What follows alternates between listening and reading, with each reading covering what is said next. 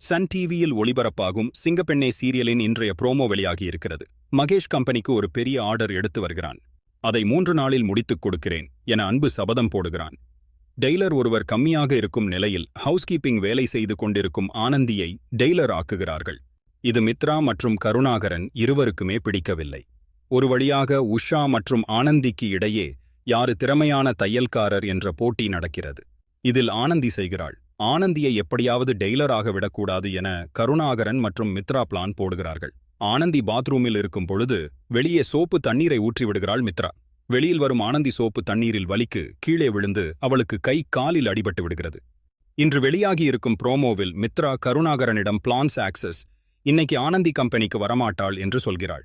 ஆனால் ஆனந்தி சுளுக்கு பேண்டேஜ் கையில் மாட்டிக்கொண்டு ஹாஸ்டலை விட்டு வெளியில் வருவது போல் காட்டப்பட்டிருக்கிறது. அதே நேரத்தில் ஆனந்திக்கு கையில் அடிபட்டு இருக்கிறது என்று தெரிந்ததும் அன்பு யாழினியிடம்